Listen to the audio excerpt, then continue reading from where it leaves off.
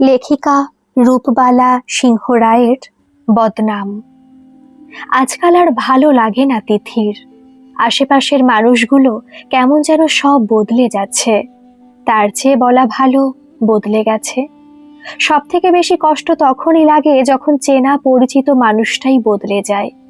শুধু তো তাই নয়, সে যদি অমানুষে পরিণত হয় তখন আর কাউকে কিছু বলার থাকে না, বরং উল্টে অন্যের কাছ থেকে কথা শুনতে হয়। সেই নিয়ে যদিও কোনো মাথা ব্যথা নেই তার, তবুও মনটা যখন অবুঝ হয়ে পড়ে তখন ভীষণ কান্না পায়।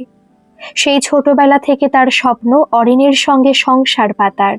বাড়ির সবাইও তো জানতো সেসব, কিন্তু হঠাৎ করে সে যেন কেমন বদলে গেল। তার জন্য যেন সময় নেই অরিনের। ধীরে ধীরে কেমন যেন দূরত্ব বাড়তে শুরু করলো। ফোন করলেই তা ধরার সময় নেই তার, দেখাও করতে আসে না। কিছু বললে বলে ব্যস্ত ছিলাম রে, পরের বার থেকে আর হবে না, সরি। এই দেখ কান ধরছি। আর পারতো না রাগ করে থাকতে তিথি, হেসে ফেলতো। তারপর তার কাঁধে মাথা রেখে হাজারটা স্বপ্ন বুনত। কিন্তু তার সে স্বপ্নটা সেদিন ভেঙে গেছিল যেদিন অরিন হাতে নাতে ধরা পড়ল চুরি করতে গিয়ে। শেষে কিনা চুরি, তাও আবার পাউরুটি। ছি, ঘেন্নায় গা গুলিয়ে উঠেছিল তা দেখে তিথির। প্রথমটায় বিশ্বাসই করতে পারছিল না সে। পরে যখন অরিনের মুখে শুনেছিল চুরি করেছি, বেশ করেছি, ওর দোকানের সবকিছু চুরি করে নি, ওর কপাল ভালো, ইচ্ছে করছে সব ডাকাতি করে নিতে, তারপরে বুঝে গিয়েছিল তিথি কেন অরিন চায় না চাকরির পরীক্ষাতে বসতে, কেন খোঁজ করে না কোনো কাজের। তারপর থেকে কোনো সম্পর্ক রাখেনি সে তার সাথে। যদিও অরিন অনেকবার এসেছিল তিথির কাছে, কিন্তু তিথি তার একটাও কথা শোনেনি। আর কি বা শোনার ছিল তার? স্কুলের ফার্স্ট বয় ছিল সে, তাই নিয়ে গর্বের শেষ ছিল না তিথির। গ্রাজুয়েশনও তো ভালো রেজাল্ট করেছিল। তারপর যে কি হলো হঠাৎ করে, আর পড়লো না কোনো কাজের, ও খোঁজ করলো না। যদিও তিথির জোড়াজুড়িতে এক আধবার গিয়েছিল, কিন্তু কোনো কাজের কাজ কিছুই হয়নি। রাতটাকে আধারেরা আষ্টে পৃষ্ঠে জড়িয়ে ধরেছে, সেই আধার ভেদ করে তিথি এগিয়ে চলেছে তার স্মৃতির পথটা ধরে। দুদিন বাদে দোল, কত খুনসুটি, মজা, আনন্দ একে একে ভেসে উঠছে তার চোখের পাতায়, আর ভিজে যাচ্ছে তার চোখ দুটো। এমন সময় সে দেখলো তার পাশের বিল্ডিং এর ছাদে কেউ ঘোরাঘুরি করছে। মনে হয় কিছু খুঁজছে। হ্যাঁ তো ঠিক তাই, সেই কালো ছায়াটা একটা পাইপ বেয়ে সরসর করে নিচে নেমে যাচ্ছে। তাহলে কি ওটা চোর ছিল? চোর কথাটা মনে পড়তে সে আবারও ঝাঁপ মারল স্মৃতির পাতায়। চোখের সামনে ভেসে উঠল সেদিনের অরিনের চেহারাটা। এমন সময় আচমকা একটা আওয়াজ পেয়ে সিঁড়ি বেয়ে নিচে নেমে এসে দেখে কেউ একজন তাদের ডাইনিং এ কিছু একটা খুঁজছে। না, বাড়ির কেউ তো নয়। বাড়ির কেউ হলে তো আলো জ্বালাতো। তাহলে কি চোর? চোর চোর বলে চিৎকার করে আলোটা জ্বালিয়ে সে দেখে সামনে দাঁড়িয়ে অরিন। শেষে কিনা আমাদের বাড়িতে ওকে চুরি করতে হলো। আর সহ্য করতে পারছে না সে। রাগে, অভিমানে, দুঃখে থ হয়ে দাঁড়িয়ে রইল। আর অরিন একটা মুচকি হাসি দিয়ে সিঁড়ি বেয়ে সোজা উঠে চলে গেল উপরে। ততক্ষণে তিথির মা, বাবা, ভাই, দাদা, বৌদি এসে হাজির। কিছুতেই আর অরিনের নামটা মুখে আনতে পারল না সে। কিছু না বলে চলে গেল দোতলায় নিজের ঘরে। ভাবল ওখানে হয়তো সে আছে, কিন্তু না। তারপর ধীরে ধীরে সে গিয়ে পৌঁছালো ছাদে। ছাদের দরজা ঠেলে পা রাখতেই দেখল ঘিঞ্জি বস্তি জুড়ে ছোট ছোট বাচ্চারা মেতেছে রঙের খেলায়। তাদের পেরিয়ে গিয়ে তিথি দেখল কিছু বাচ্চা দাঁড়িয়ে রঙের লাইনে রং নিতে, আর অরিন এক এক করে রং বিতরণ করছে তাদেরকে। তিথিকে দেখতেই সে ইশারায় ডাকলো তাকে, কিন্তু কেন জানা নেই যেতে ইচ্ছা করলো না তিথির তার কাছে। তাই দূরেই দাঁড়িয়ে রইল। কিছুক্ষণ দাঁড়িয়ে থাকার পর যখন সে চলে যাওয়ার জন্য পেছন ফিরে পা বাড়ালো, অমনি তার হাতে পড়ল টান। চেয়ে দেখল অরিন তার হাত ধরে আছে। ইচ্ছা থাকা সত্ত্বেও সে বাঁধন সে আর খুলতে পারল না। আজ কেন যে এত দুর্বল হয়ে পড়ছে তা সে নিজেই জানে না। এখানে আসার আগে পর্যন্ত মনে মনে কত কিছু ভেবে এসেছিল সে। এই শেষ, আর জীবনেও তার ডাকে সাড়া দেব না, এমনই কত কি। কিন্তু সে সব যেন নিমেষেই ভস্ম হয়ে গেল। তিথিকে কোনো কথা বলতে না দেখে অরিন বলল, এতদূর এসেও চলে যাবি? পারবি চলে যেতে আমায় ছেড়ে? না পারার কি আছে? তবে এলি কেন? এলাম কারণ তুই অতগুলো রং নিয়ে কি করছিস সেটা জানতে। তা কি জানলি? যা জানার তাই জেনেছি। আর তাছাড়া তোকে কেন বলতে যাব? নাইবা বললি কিছু, কিন্তু আমার তো অনেক কিছু বলার আছে রে তোকে। কেন শুনবো তোর কথা? বলতে পারিস? না শুনে চলে গেলে শান্তি পাবি? ভাবিস তুই আমার শান্তি নিয়ে? ভাবি না বলছিস? ভাবলে আর এমন ভাবে ছাড় সেসব। একটু রং দিতে পারি কি তোকে? চুরি করা রং দিয়ে? চোর না আমি। তা বেশ, তুই থাক তোর ভাবনা নিয়ে। এই দাঁড়া দাঁড়া, কি বলতে চাইছিস কি তুই? তুই কি সাধু নাকি? তোকে আমি নিজের চোখে দেখেছি চুরি করতে। বেশ করেছি, চুরি করেছি। তোর কি তাতে? দরকার হলে আবারও করব। এবার খুব রাগ হলো তিথির। অরিনের হাত থেকে হাতটা ছাড়িয়ে নিয়ে দৌড়ালো বাড়ির দিকে। চোখ দুটোতে যেন অন্ধকার নেমে আসছে তার। গাড়ির হর্নগুলো যেন কান দুটোকে ঝালাপালা করে দিচ্ছে। মাথাটা ভন ভন করে ঘুরছে। আর কখনো না, কখনো আসবো না তোর কাছে, মরে গেলেও না। ওদিকে অরিন এক দৃষ্টিতে চেয়ে আছে তিথির চলে যাওয়ার দিকে। তার চোখের দৃষ্টির বাইরে চলে গেছে সে, তবুও চেয়ে আছে।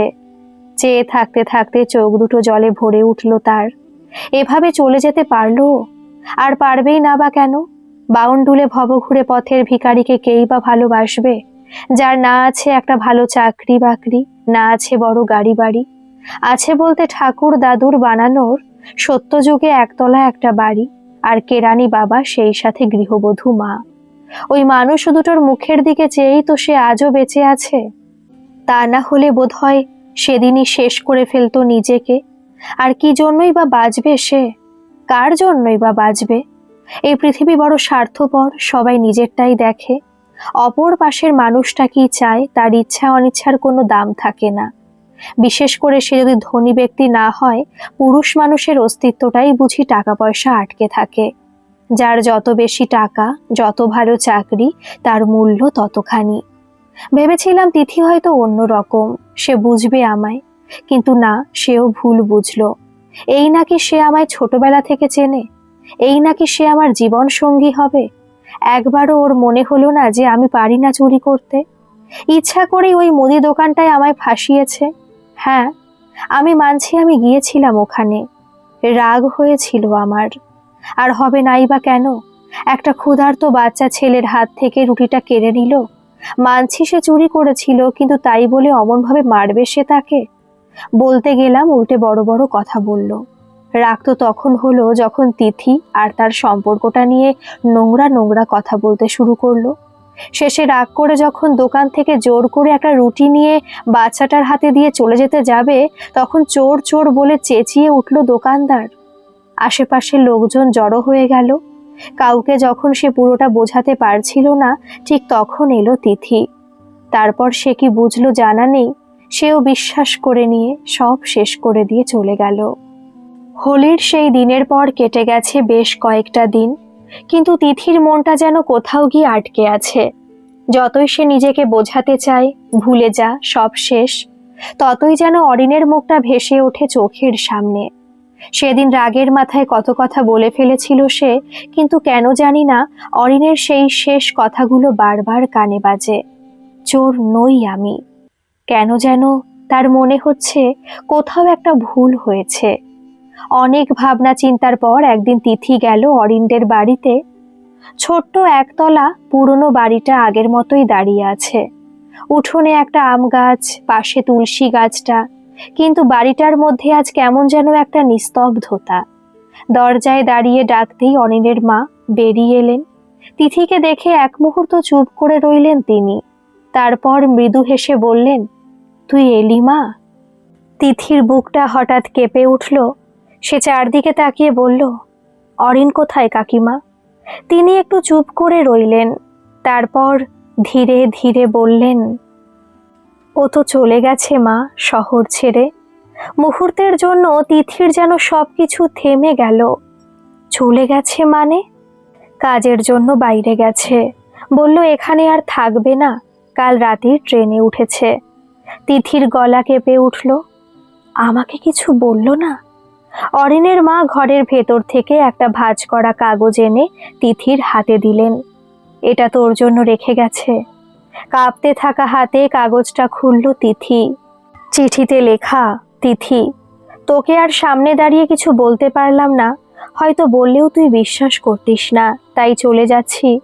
জানিস আমি চুরি করিনি, তোর বিশ্বাসটাই আমার কাছে সবচেয়ে বড় ছিল। কিন্তু যখন দেখলাম তুইও সবার মতো আমায় ভুল বুঝলি, তখন আর কিছু বলার সাহস পাইনি। তোর ওপর রাগ নেই রে, একটুও না, বরং ভালোই হয়েছে। হয়তো আমি সত্যি তোর জীবনের জন্য ঠিক মানুষ নই। একটা ভালো চাকরি নেই, বড় কিছু নেই আমার কাছে। তুই ভালো থাকিস, খুব ভালো থাকিস, অরিন। চিঠিটা পড়তে পড়তে ঝাপসা হয়ে গেল তিথির চোখ দুটো। হঠাৎ মনে হলো বুকের ভেতর কেউ যেন মুঠো করে সবকিছু চেপে ধরেছে। সে ফিসফিস করে বলল, একবারও বললি না আমাকে? বাইরে তখন হালকা হাওয়া বইছে, উঠোনের আম গাছের পাতাগুলো কাঁপছে, আর এদিকে তিথির চোখ থেকে একের পর এক জল পড়ে ভিজে যাচ্ছে সেই চিঠির কাগজটা। সে বুঝতে পারল রাগ করে দূরে সরে যাওয়া যত সহজ, ভুল বুঝে কাউকে হারিয়ে ফেলা ততটাই কঠিন। আর হয়তো এই শহরের কোথাও একটা ট্রেন অনেক দূরে নিয়ে যাচ্ছে অরিনকে, তিথির জীবন থেকে। অরিনের চিঠিটা বুকের কাছে চেপে ধরে অনেকক্ষণ বসে রইল তিথি।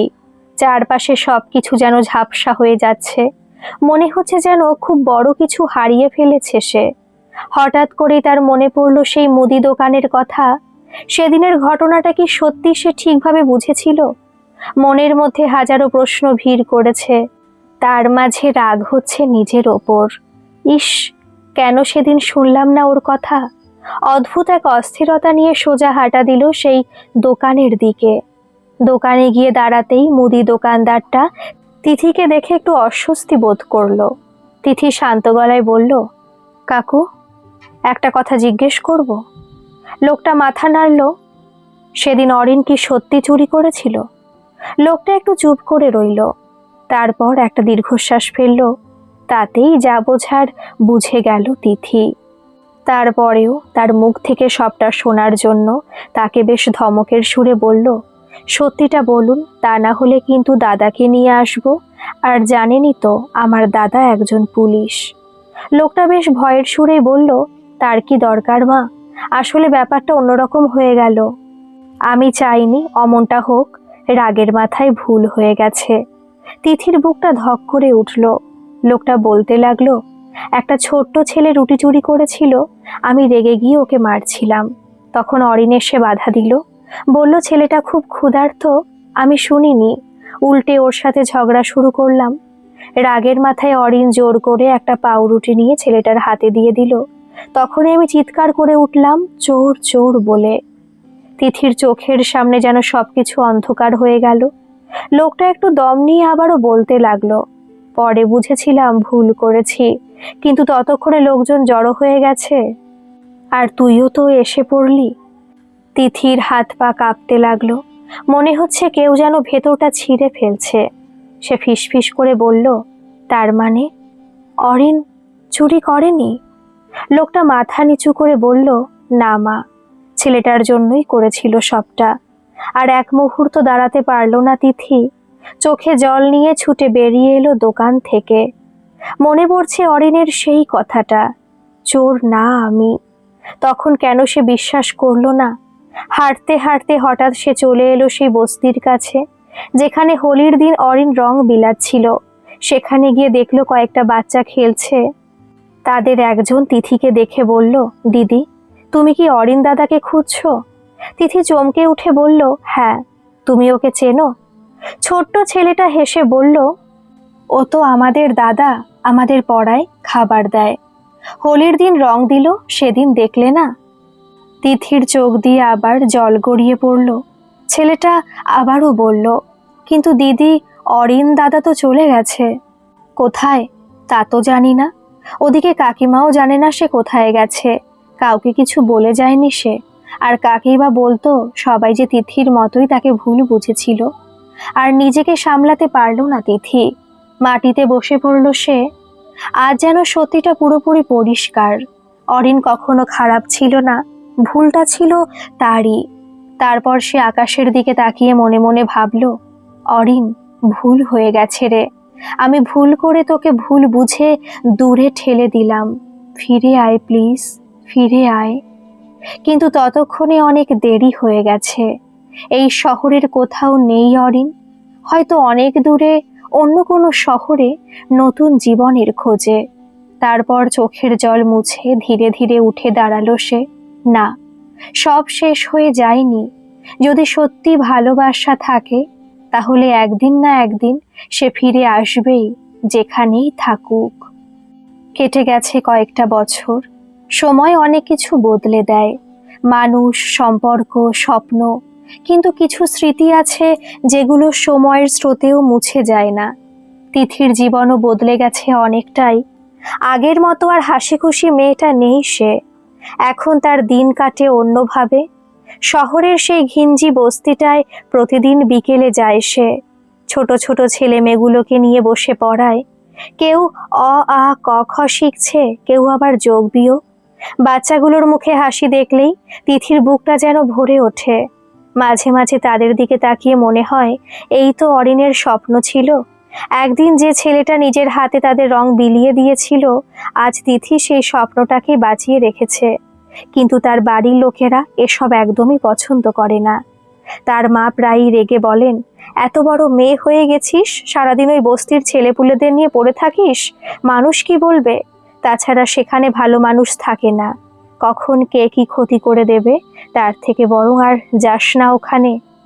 বাবাও মায়ের সাথে সাথ দিয়ে একই কথা বলে। তিথি চুপ করে থাকে, কারণ সে জানে তারা কিছুতেই বুঝবে না তার অবস্থা। অবশেষে একদিন বাড়ির সবাই মিলে সিদ্ধান্ত নিল তার বিয়ে দিতে হবে। তারপর থেকে শুরু হলো নতুন এক যন্ত্রণা।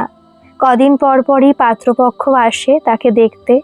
কেউ বড় চাকরির ছেলে, কেউ ব্যবসায়ী, কারো আবার শহরে বড় বাড়ি। মা তাকে যত্ন করে সাজিয়ে দেয়, শাড়ি পরিয়ে, চুল বেঁধে, হাতে চুড়ি পরিয়ে। একদম ভালো লাগে না তার, তবুও সাজতে হয়। তারপর আয়নার সামনে গিয়ে দাঁড়ালে বারবার ভেসে ওঠে অরিনের মুখটা। চোখ দুটো ছলছল করে ওঠে তার। তারপরও নিজেকে সামলে নিয়ে ড্রয়িং রুমে গিয়ে বসতে হয় তাকে। সামনে বসে অচেনা মানুষগুলো তাকে দেখছে, কেউ প্রশ্ন করছে, কেউ হাসছে, কেউ আবার তাকে বিচার করছে যেন। রান্না জানো? চাকরি করো না কেন? বিয়ের পর এসব বস্তিতে যাওয়া চলবে না কিন্তু। এই কথাগুলো শুনতে শুনতে তিথির বুকের ভেতরটা ভারী হয়ে ওঠে। মোটেও ভালো লাগে না আর তাদের সামনে যেতে, তবুও যেতে হয় পরিবারের চাপে। এখন আর কোনো কিছু ভাবতে ইচ্ছে করে না তার। কি বা ভাবার আছে তার? আর ভেবেও বা কি করবে সে? এভাবে তো আর সারাটা জীবন সে অরিনের জন্য অপেক্ষা করে থাকতে পারবে না। কে মেনে নেবে সেটা? পরের কথা না হয় বাদই দিলাম, ঘরের লোকেরাই মানবে না। তাই সব ভাবা ভাবি ছেড়ে সময়ের হাতে সব ছেড়ে দিয়েছে সে। ইতিমধ্যে একজনকে পাত্র হিসেবে খুব পছন্দ হয়েছে তার বাড়ির লোকজনের। সেদিন পাত্রপক্ষ চলে যাওয়ার পর তিথি আর ঘরে থাকতে পারল না। বুকটা যেন হঠাৎ খুব ভারী হয়ে উঠেছে। চুপচাপ ওড়নাটা নিয়ে বেরিয়ে গেল বাড়ি থেকে। তার পা যেন আপনাতেই চলে গেল সে বস্তির দিকে। সন্ধ্যার আলো তখন ধীরে ধীরে ম্লান হয়ে আসছে। বস্তির সরু গলিগুলোতে বাচ্চাদের কোলাহল। কেউ খেলছে, কেউ আবার তিথিকে দেখে দৌড়ে এসে বলল, দিদি এসেছে, দিদি এসেছে। তিথি মৃদু হেসে বসে পড়ল তাদের মাঝে। আজ পড়াতে পড়াতে মনটা কোথায় যেন হারিয়ে যাচ্ছে তার। খাতায় অ আ ক খ লিখছে বাচ্চারা, আর তিথির চোখ চলে যাচ্ছে আকাশের দিকে। হঠাৎ একটা ছোট ছেলে দৌড়ে এসে বলল, দিদি, আজ একজন নতুন কাকু এসেছে। তিথি অবাক হয়ে বলল, নতুন কাকু? হ্যাঁ, ওই যে দাঁড়িয়ে আছে। ছেলেটা আঙুল তুলে দেখালো গলির মুখের দিকে। ঘাড় ঘুরিয়ে তাকালো তিথি। গলির অন্ধকারে একটা মানুষ দাঁড়িয়ে আছে। আলো কম হওয়ায় মুখটা ঠিক বোঝা যাচ্ছে না, কিন্তু কেন যেন বুকটা হঠাৎ কেঁপে উঠল তার। লোকটা ধীরে ধীরে এগিয়ে এলো। বাচ্চাগুলো খুশিতে চিৎকার করে উঠল। অরিন দাদা এসেছে শুনেই যেন মুহূর্তের জন্য থেমে গেল সময়। তিথির হাত থেকে খাতাটা মাটিতে পড়ে গেল। ধীরে ধীরে সে মাথা তুলল। সামনে দাঁড়িয়ে আছে অরিন। আগের থেকে একটু শুকিয়ে গেছে, মুখে হালকা দাড়ি, কিন্তু সে চেনা চোখ দুটো ঠিক আগের মতোই। দুজনেই কিছুক্ষণ চুপ করে একে অপরের দিকে তাকিয়ে রইল। চারপাশে বাচ্চাদের হাসির শব্দ, কিন্তু তাদের দুজনের কাছে যেন পৃথিবীটা এক মুহূর্তের জন্য নিঃশব্দ হয়ে গেছে। তিথিকে কোনো কথা বলতে না দেখে অরিন একটু মৃদু হেসে বলল, তুই এখন ওদের পড়াস বুঝি?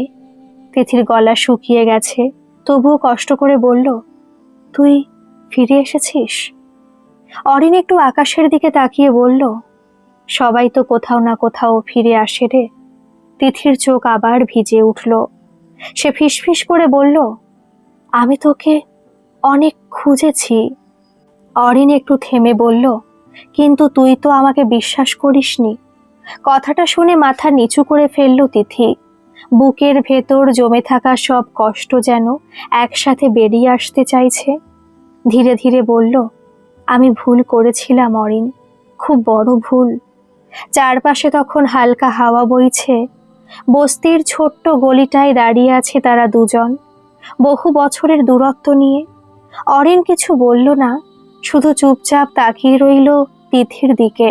আর তিথির মনে হলো সময় হয়তো অনেক দূরে নিয়ে গিয়েছিল তাদের, কিন্তু কিছু সম্পর্ক আছে যেগুলো সত্যি শেষ হয়ে যায় না। বস্তির সে ছোট্ট গলিতে দাঁড়িয়ে আছে তিথি আর অরিন। চারপাশে বাচ্চাদের কোলাহল ধীরে ধীরে কমে এসেছে। সন্ধ্যার আলো যেন একটু একটু করে ম্লান হয়ে যাচ্ছে। অরিন বাচ্চাগুলোর খাতাগুলো দেখছিল, তো তারা কি কি শিখেছে সেটা জানছিল। এমন সময় হঠাৎ করে একটা ছোট মেয়ে হেসে বলল, অরিন দাদা, তুমি জানো তিথি দিদির বিয়ে হবে? মুহূর্তের জন্য থেমে গেল অরিনের হাত। বিয়ে? মেয়েটা নিষ্পাপ গলায় বলল, হ্যাঁ, ওর বাড়িতে রোজ রোজ লোক আসে, মা বলছিল খুব তাড়াতাড়ি বিয়ে দেবে। কথাটা শুনে অরিন ধীরে ধীরে তিথির দিকে তাকালো। তিথি তখন মাথা নিচু করে বসে আছে। কিছুক্ষণ চুপ করে থাকার পর অরিন শান্ত গলায় বলল, তাহলে বিয়ে ঠিক হয়ে গেছে? তিথি কোনো উত্তর দিল না। কিছুক্ষণ চুপ থাকার পর অরিন আবার জিজ্ঞাসা করল, ছেলেটা কি করে? তিথি এবার ধীরে ধীরে বলল, ব্যাংকে চাকরি করে। অরিন মৃদু হেসে কাপা গলায় বলল, ভালো তো, খুব ভালো। তোর জন্য তো এমন কাউকে দরকার ছিল। এই কথাটা শুনে হঠাৎ মাথা তুলল তিথি। চোখ দুটো ভিজে গেছে তার। তুই কি সত্যি এটা চাইছিস? অরিন একটু চুপ করে রইল, তারপর ধীরে ধীরে বলল, আমি চাই তুই ভালো থাক। ভালো থাকা মানে কি অন্য কাউকে বিয়ে করা? প্রশ্নটা শুনে থমকে গেল অরিন। বস্তির সরু গলিটা যেন আরো নিস্তব্ধ হয়ে গেল। তিথি কাপা গলায় বলল, আমি অনেক চেষ্টা করেছি ভুলে যেতে তোকে, কিন্তু পারিনি। অরিন চোখ নামিয়ে ফেলল, তারপর মৃদু গলায় বলল, কিন্তু আমি তোকে কিছু দিতে পারিনি তিথি। না একটা ভালো ভবিষ্যৎ, না নিরাপত্তা। আমি কি কখনো সেগুলো চেয়েছিলাম? কথাটা শুনে অরিন আর কিছু বলতে পারল না। দুজনেই চুপ করে দাঁড়িয়ে রইল। হঠাৎ দূরে কোনো বাড়ি থেকে ভেসে এলো শাঁখের শব্দ। সন্ধ্যার বাতাসে সেই শব্দটা যেন আরো বেশি ভারী হয়ে উঠল। অরিন ধীরে ধীরে বলল, কবে বিয়ে? তিথি খুব আস্তে বলল, পরের মাসে। তাহলে তো হাতে সময় খুব কম আছে রে। তিথির বুকটা হঠাৎ কেঁপে উঠল। সে জানে না কেন, কিন্তু মনে হচ্ছে যেন আবার কিছু একটা হারাতে চলেছে সে। আর অরিন বুঝতে পারছে যে মানুষটাকে সে সবচেয়ে বেশি ভালোবেসেছিল হয়তো তাকে এবার সত্যি হারিয়ে ফেলতে চলেছে। দিনটা যেন খুব তাড়াতাড়ি এসে গেল। আজ তিথির বিয়ে। বাড়ির চারদিকে আলো আর আলো, সেই সাথে সারাটা বাড়ি জুড়ে মানুষের ভিড়। উঠোনে প্যান্ডেল হয়েছে, রান্নার গন্ধ ভেসে আসছে চারদিকে। আত্মীয় স্বজন সবাই ব্যস্ত, কেউ সাজাচ্ছে, কেউ হাসছে, তো কেউ আবার গল্পে মেতে আছে। শুধু তিথি যেন এই ভিড়ের মধ্যে একা, বড্ড একা। লাল বেনারসি পরে আয়নার সামনে বসে আছে সে। মুখে মেকআপ, হাতে শাখা পলা, সবকিছু ঠিক আছে, তবুও যেন কোথাও একটা শূন্যতা। মাঝে মাঝে তার মনে হচ্ছে এই বিয়েটা কি সত্যি তার জন্য। এমন সময় হঠাৎ বাইরে একটা গোলমালের শব্দ শোনা গেল, কারো গলার আওয়াজ ভেসে এলো, ওকে ভেতরে ঢুকতে দেবেন না। তিথির বুকটা ধক করে উঠল। সে ধীরে ধীরে উঠে দাঁড়ালো, কৌতূহল সামলাতে না পেরে দরজার কাছে এসে দাঁড়ালো। বাইরে উঠোনে অনেক লোক জড়ো হয়েছে, মাঝখানে দাঁড়িয়ে আছে একজন মানুষ। সেই দিকে তাকাতেই বুকটা যেন থেমে গেল তার। অরিন। তার জামা একটু ধুলো মাখা, মুখে ক্লান্তি, কিন্তু চোখ দুটো আগের মতোই জ্বলছে। তিথির বাবা রাগে বলছেন, তুমি এখানে কেন এসেছো? অরিন শান্ত গলায় বলল, আমি কারো বিয়ে ভাঙতে আসিনি কাকু। সবাই একটু অবাক হয়ে তাকিয়ে রইল। অরিন ধীরে ধীরে বলল, আমি শুধু একটা সত্যি কথা বলতে এসেছি। চারপাশে নিস্তব্ধতা নেমে এলো। অরিন পকেট থেকে একটা খাম বের করলো, কিছু ছবি দেখালো সবাইকে। সবাই অবাক হয়ে তাকিয়ে আছে সেই দিকে। পাত্র তখন একটু অস্থির হয়ে উঠেছে। তা দেখে অরিন বলল, যে ছেলেটার সঙ্গে আজ তিথির বিয়ে হচ্ছে সে ব্যাংকে চাকরি করে ঠিকই, কিন্তু 2 বছর আগে অন্য একটা শহরে তার বিয়ে হয়ে গেছে। আর সেই মেয়েটি এখন ওর সাথে থাকে না ঠিকই, সে তার বাপের বাড়ি থাকে, তবে তাদের এখনো ডিভোর্স হয়নি। আমি আরও জানতে পেরেছি এই লোকটি নাকি ভালো লোক নয়, অকথ্য অত্যাচার করতো তার ওপর। আমার কথা বিশ্বাস না হলে আমি তার ফোন নম্বর দিতে পারি, আপনারা কথা বলে সত্যিটা জানতে পারেন। মুহূর্তের মধ্যে চারদিকে ফিসফাস শুরু হয়ে গেল। পাত্রের মুখটা ততক্ষণে ফ্যাকাশে হয়ে গেছে। ওদিকে অরিনের মুখে কথাগুলো শুনে তিথির বাবা হতভম্ব হয়ে গেলেন। কিছুক্ষণ পর কয়েকজন আত্মীয় পাত্রকে জিজ্ঞেস করতেই সে কোনো উত্তর দিতে পারল না। শেষ পর্যন্ত সত্যিটা বেরিয়ে এলো, পাত্র সত্যি আগেই বিয়ে করেছে। সবকিছু মুহূর্তের মধ্যে ওলটপালট হয়ে গেল। বিয়েটা সেখানেই ভেঙে গেল। চারপাশে তখন উত্তেজনা, রাগ, লজ্জা সব মিলিয়ে বিশৃঙ্খলা। এই সব কিছুর মাঝখানে দাঁড়িয়ে আছে তিথি। তার চোখ ধীরে ধীরে গিয়ে থামলো অরিনের মুখে। অরিন চুপ করে দাঁড়িয়ে আছে, তার চোখে যেন কোনো জয় নেই, শুধু একটা শান্তি। তারপর ধীরে ধীরে তিথি এগিয়ে এলো তার দিকে। কিছুক্ষণ চুপ করে দাঁড়িয়ে থেকে খুব আস্তে বলল, তুই আবারও আমাকে বাঁচালি। অরিন মৃদু হেসে বলল, এইবার কিন্তু আমি চুরি করিনি। কথাটা শুনে তিথির চোখ দিয়ে জল গড়িয়ে পড়ল। আজ যেন সব ভুল বোঝাবুঝি, সব দূরত্ব ধীরে ধীরে গলে যাচ্ছে। কারণ কখনো কখনো সত্যি আর ভালোবাসা যতই দূরে সরে যাক, শেষ পর্যন্ত পথ খুঁজে ঠিক ফিরে আসে। ইতিমধ্যে পাত্রপক্ষ অপমানিত মুখে চলে গেছে। উঠোনের আলো জ্বলছে ঠিকই, কিন্তু আনন্দটা যেন কোথাও হারিয়ে গেছে। তিথির বাবা মাথায় হাত দিয়ে বসে পড়ল মাটিতে। এবার যে মেয়ে লগ্নভ্রষ্টা হবে ভেবে। আত্মীয় স্বজন, পাড়া প্রতিবেশী সবাইও সেই চিন্তায় বিভোর। তাই দেখে তিথি চুপচাপ দাঁড়িয়ে আছে উঠোনের এক কোণে। কি করবে ভেবে পাচ্ছে না সে। কেবল এক দৃষ্টিতে চেয়ে আছে অরিনের দিকে। মনে হাজারো প্রশ্ন, হাজারো জিজ্ঞাসা, হাজারো আশা। কিন্তু সেই আশায় জল ঢেলে দিয়ে অরিন চলে যাওয়ার জন্য ধীরে ধীরে সামনের দিকে পা বাড়ালো। কি করবে বুঝে উঠতে পারছে না সে।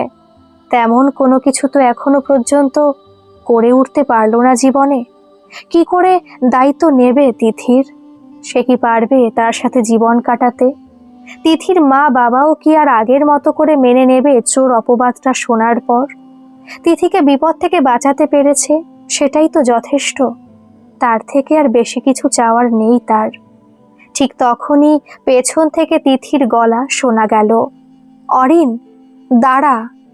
অরিন থেমে গেল, ধীরে ধীরে ঘুরে তাকালো। তিথি তার দিকে এগিয়ে আসছে, চোখ দুটো ভেজা, কিন্তু মুখে এক অদ্ভুত শান্তি। কিছুক্ষণ চুপ করে দাঁড়িয়ে থেকে তিথি বলল, কেন করলি এটা? অরিন একটু হেসে বলল, তোকে ভুল মানুষের হাতে তুলে দিতে পারতাম, কিন্তু তুই তো জানতিস তারপর কি হবে। অরিন মাথা নিচু করে বলল, হ্যাঁ জানতাম। তোর বাড়ির লোকেরা হয়তো আরো বেশি ঘৃণা করবে আমাকে, তবুও সত্যিটা বলা দরকার ছিল। তিথি একটু কাছে এসে দাঁড়ালো, তারপর খুব আস্তে বলল, তুই কি এখনো আমাকে ভালোবাসিস? প্রশ্নটা শুনে অরিন কিছুক্ষণ চুপ করে রইল। তারপর মৃদু হেসে বলল, এই প্রশ্নটা করার কি দরকার আছে? তিথির চোখ আবার ভিজে উঠল। তাহলে এতদিন দূরে ছিলি কেন? কারণ আমি ভেবেছিলাম তোর জীবনে আমার থেকে ভালো কেউ আসবে, আর তাছাড়া কেউ আসবে? এই কথাটা শুনে অরিন একটু অবাক হয়ে তাকালো। তিথি বলল, আমি তোকে ভুলতে পারিনি অরিন, অনেক চেষ্টা করেছি কিন্তু পারিনি। ঠিক তখনই পেছন থেকে তিথির বাবার গলা শোনা গেল, তিথি। দুজনেই চমকে পেছন ফিরে তাকালো। তিথির বাবা, মা আর বাড়ির সবাই দাঁড়িয়ে আছে। কিছুক্ষণ চুপ করে থাকার পর তিথির বাবা ধীরে ধীরে অরিনের দিকে এগিয়ে এসে গভীর গলায় বললেন, আজ তুমি না এলে আমার মেয়ের জীবনটা নষ্ট হয়ে যেত। অরিন মাথা নিচু করে বলল, আমি শুধু সত্যিটা বলেছি কাকু। তিথির বাবা একটু থেমে আবারও বললেন, আমরা হয়তো তোমাকে ভুল বুঝেছিলাম। এই কথাটা শুনে তিথির বুকটা কেঁপে উঠল। তার বাবা এবার তিথির দিকে তাকালেন। তুই যদি এখনো ওকে ভালোবাসিস তাহলে আমাদের আর কোনো আপত্তি নেই। মুহূর্তের জন্য যেন থেমে গেল সময়। তিথির চোখ দিয়ে জল গড়িয়ে পড়ল। সে ধীরে ধীরে অরিনের দিকে তাকালো। অরিন এখনো যেন বিশ্বাস করতে পারছে না। তিথি মৃদু হেসে বলল, এবার কিন্তু পালাতে পারবি না? অরিনও হাসল, বহুদিন পর সে চেনা হাসি। উঠোনের আলোয় দাঁড়িয়ে আছে তারা দুজন, অনেক ভুল বোঝাবুঝি, অনেক কষ্ট, অনেক দূরত্ব পেরিয়ে শেষ পর্যন্ত তাদের ভালোবাসা আবার নিজের পথ খুঁজে পেয়েছে। কারণ সত্যিকারের ভালোবাসা কখনো হারিয়ে যায় না। সময় যতই তাকে দূরে নিয়ে যাক, শেষ পর্যন্ত সে ঠিক ফিরে আসে নিজের ঠিকানায়। গল্পটা কেমন লাগলো অবশ্যই কমেন্ট করে জানাবেন, আর ভালো লাগলে একটা সাবস্ক্রাইব করে আমার পাশে থাকবেন। ধন্যবাদ।